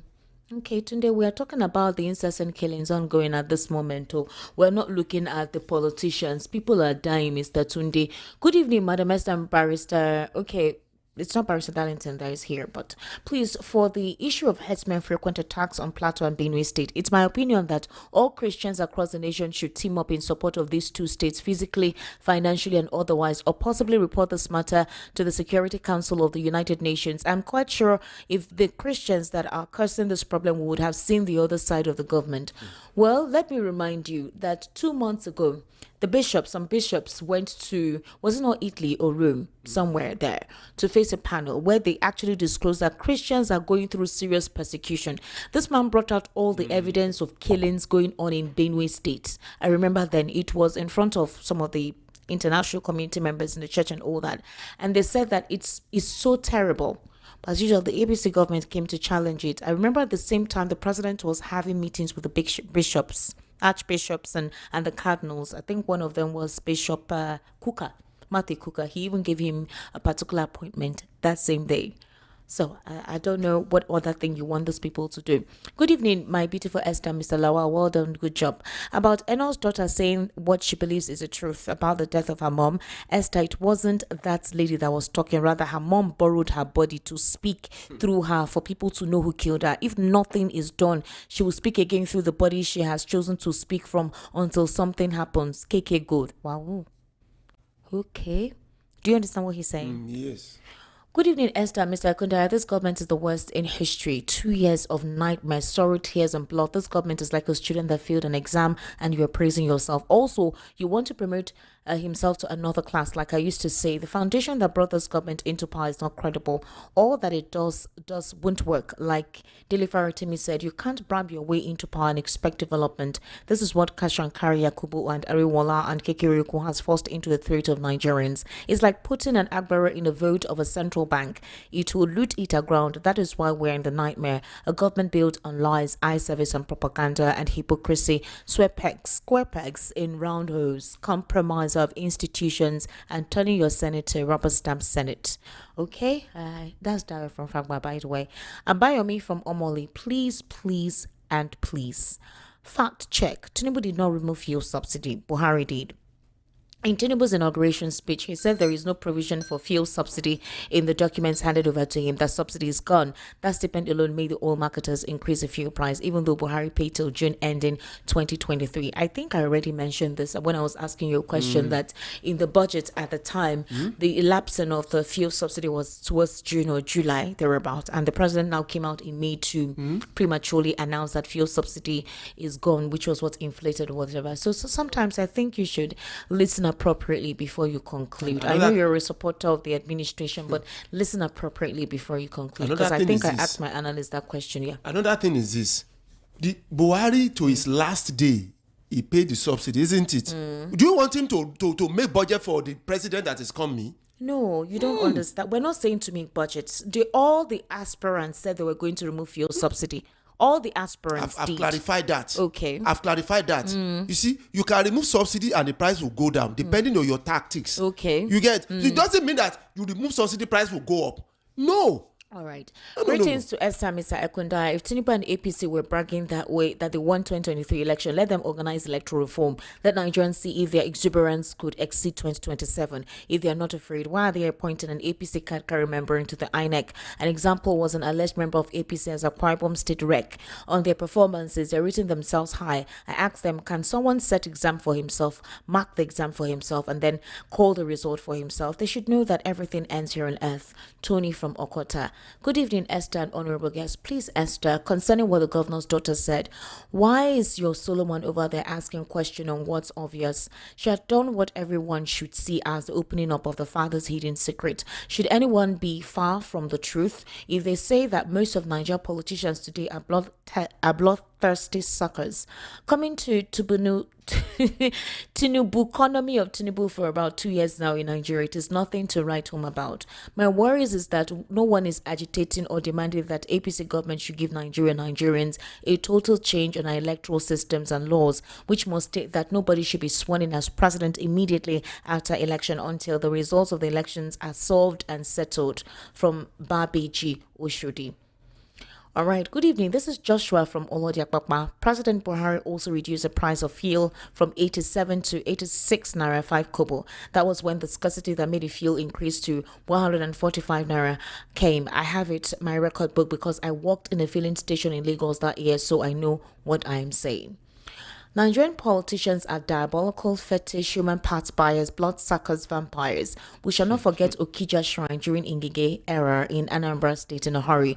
Whatever Governor Umo Eno's daughter alleges is saying so in her right frame of mind. It calls for concern. She is not even an alien to her family. This is heavy, if you ask me. Now who I go ask? Whoever sheds human blood shall his blood be shed, says the Lord. God is not mocked. What a man sows shall that man harvest. A so-called Nigerian pastors are caught meddling in human ritual killings for sacrifice, for religious fame and popularity. How much more Nigerian politicians? Missing persons in Nigeria is alarming. Some Nigerians that police caught with human parts. The calls that police station will receive for the release of the caught criminal would come from top-notch politicians. Church thanksgiving Nigerian politicians are known for are just cover-ups. Comrade Akwa and Silas from Magodo Estate.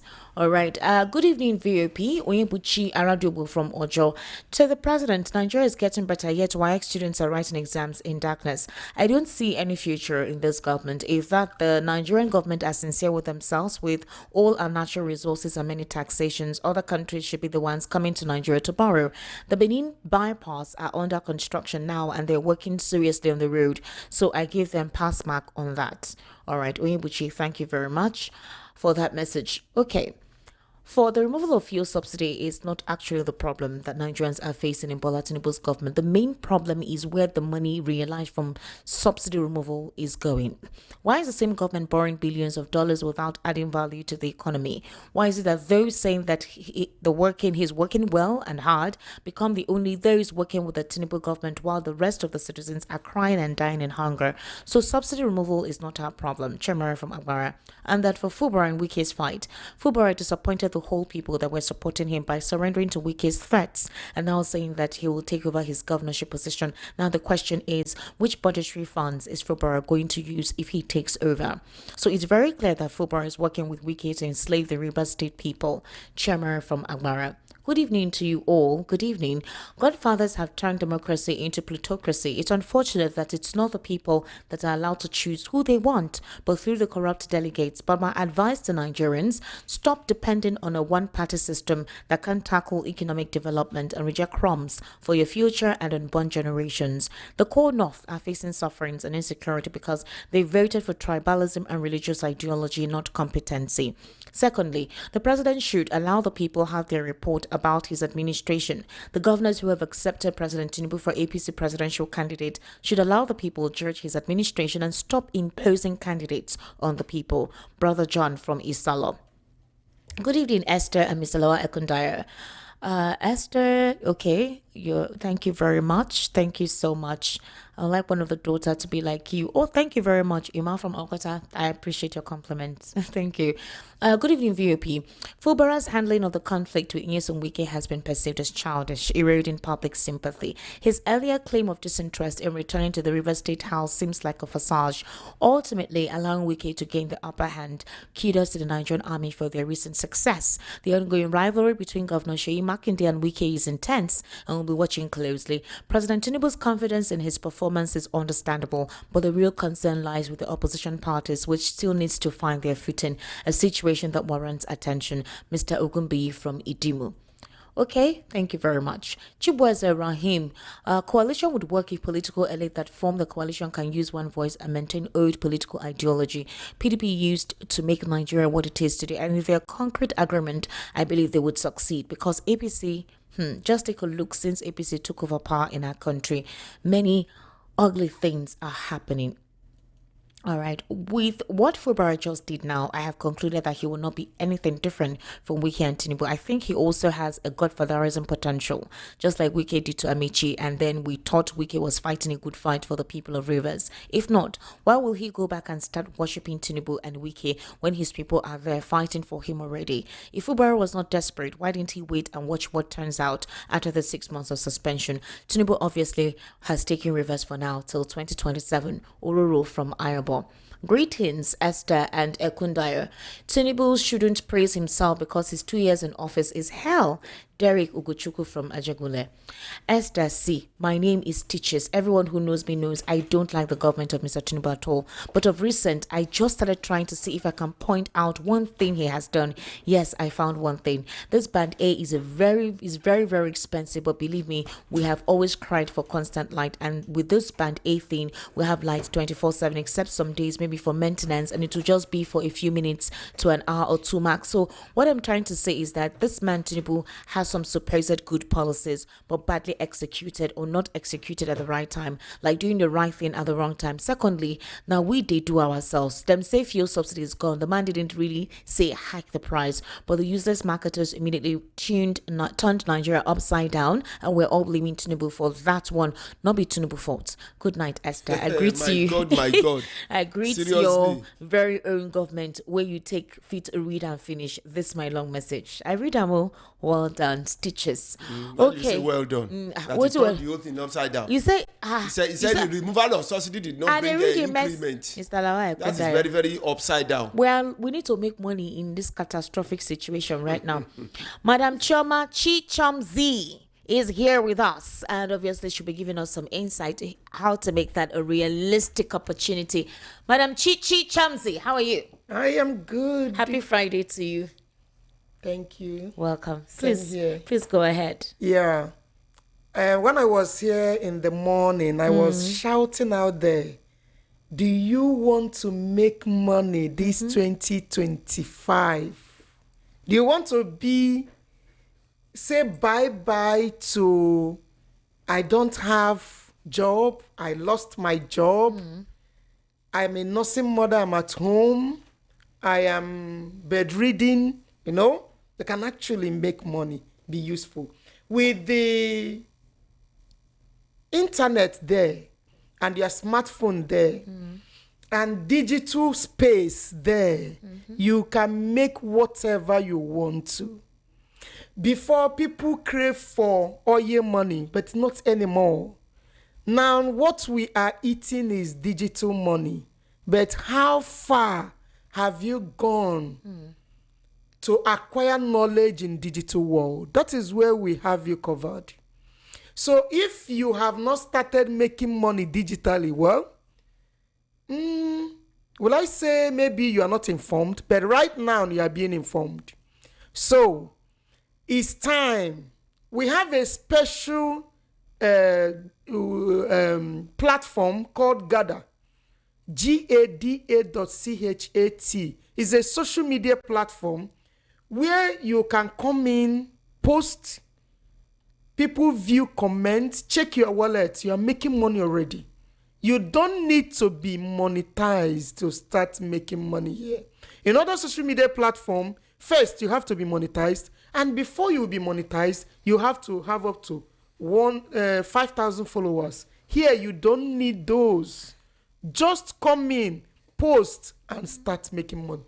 And the beautiful thing there is that there is a digital asset lying under this beautiful social media. And that is where you should pay your attention to. This digital asset has been appreciating on a daily basis. For the past 3 months now that I've been in this radio station, people that bought 3 months ago, they have made more than 4 folds of what they bought. It's amazing. Imagine what they are going to make in the next 6 months, in the next 1 year, in the next 2 years. It is called asset, digital asset, like diamond and gold. It's not investment.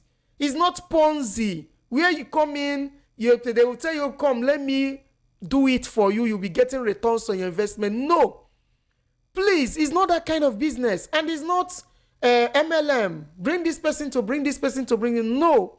It's a pure asset. And we train you as well to learn all the methods of making money in a digital space. We train people too. We have our shares we sell. The shares have even started appreciating from $2 to $3, $4. By now, it should be $4 or $5 for one share. But when I started using this radio station, it was less than $1. But now at $3. See the increase. and is moving that way. Do you know how much this share is gonna be in the next 1 year? These are assets online. No matter who you are you a medical doctor, are you a lawyer, are you a senator, are you a governor, this business is good for you.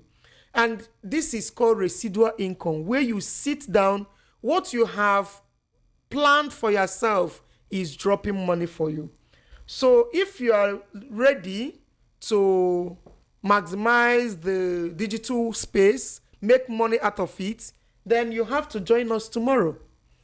Tomorrow we'll be having a training on this, where I'm going to show you 8 ways of making money online without stress. Yeah. All right. So, all right. What is the number? Yeah. Now, the telephone number to contact you and the venue, the address. Do you want me to read it out, or you want to do that? Okay. You want me to do that, or do you want to do that? Okay. Do it. So for the venue and date and business of the seminar tomorrow, which is being at the 31st of May 2025, it's at number 9 Balogun Street. Number 9 Balogun Street off Kudirat Abiola Way, Oregun, Ikeja, Lagos. Alausa bus stop, Oregun, Ikeja. I'll take that again. 9 Balogun Street off Kudirat Abiola Way, Oregun, Ikeja, Lagos. Alausa bus stop, Oregun, Ikeja. The time for this particular training or business seminar is 10 o'clock in the morning, 10 a.m. So you can call the following numbers, okay? 080 375 05737. I'll take that number again. Please don't tell them to call.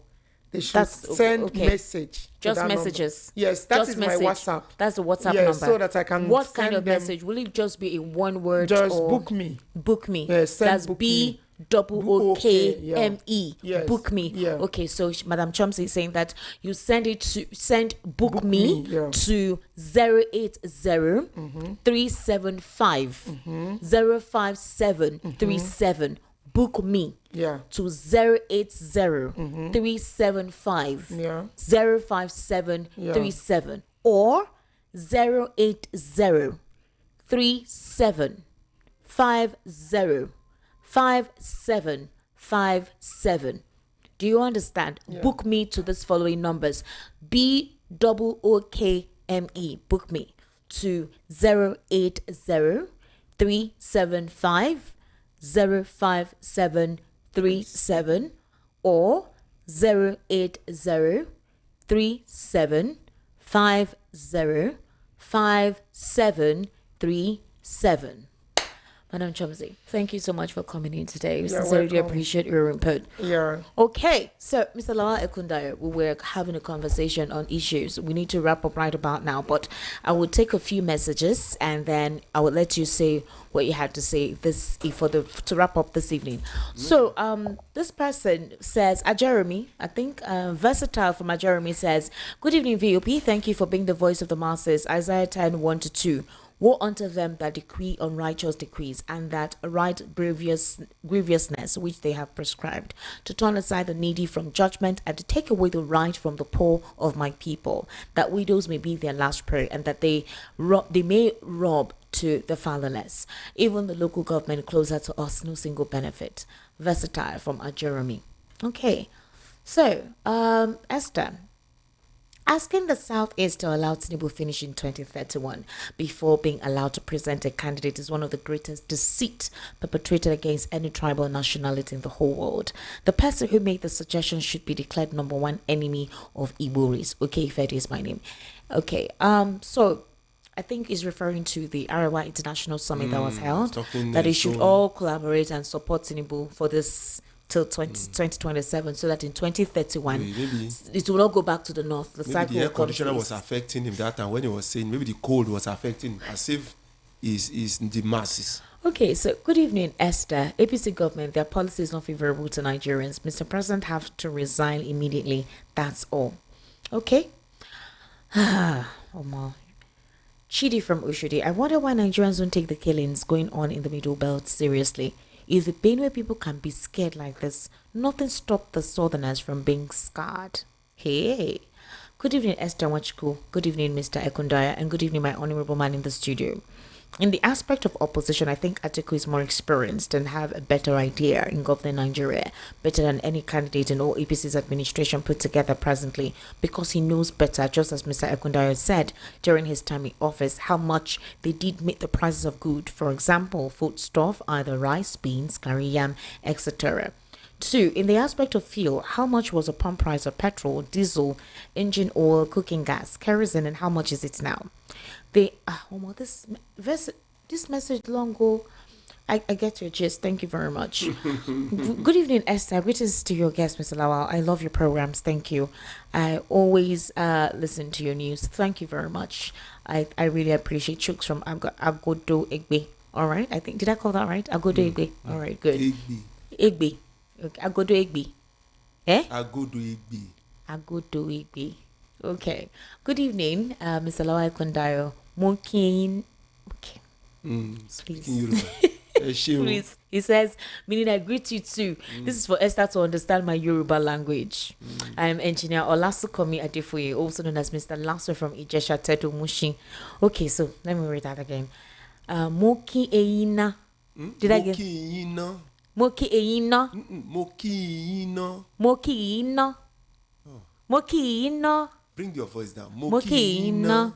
Okay, good. You see, Esther, to me, Wike is not the one fighting Governor Fubara. It's Mr. President fighting him, because if Mr. President is not giving Wike strong support, please, who is Wike?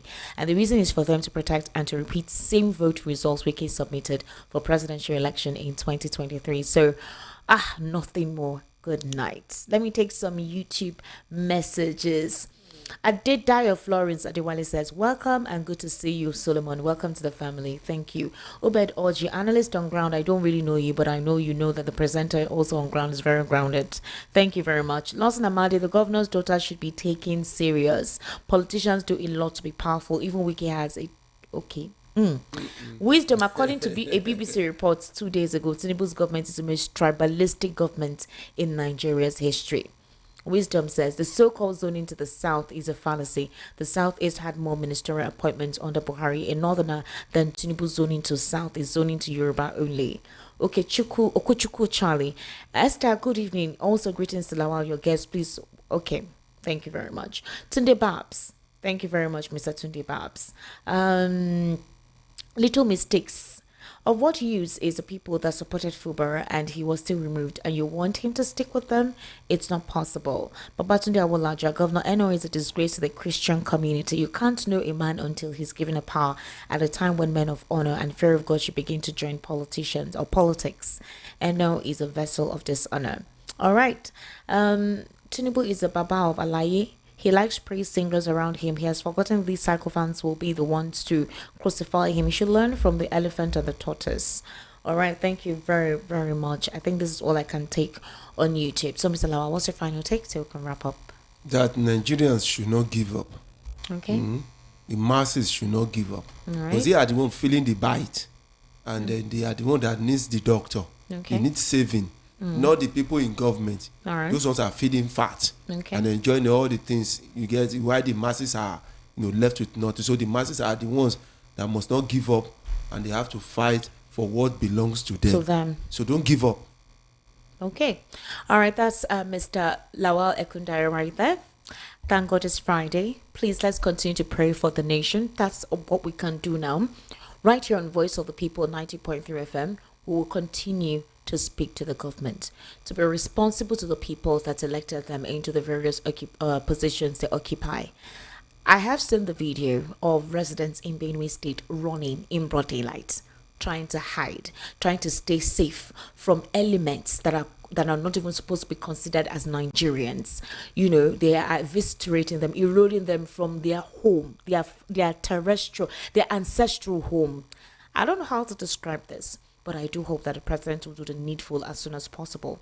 Please focus on governance. 2027 is still a year and away. Focus on governance. Let the works, let your deeds speak for you. That should be enough for the people to have the confidence in you. All right.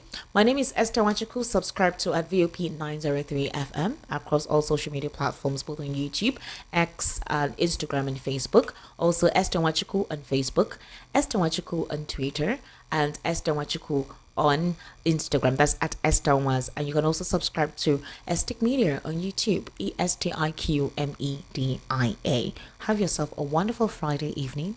Bye. See you for the political spotlight on Sunday. Mr. Lawal Kundari on Facebook, right? Yes. Yes. So we're expecting to have an interesting weekend. We hope so. We hope so. Miraculously. Miraculously. Okay. Stay on to VOP 903 FM. This is basically where your voice is heard.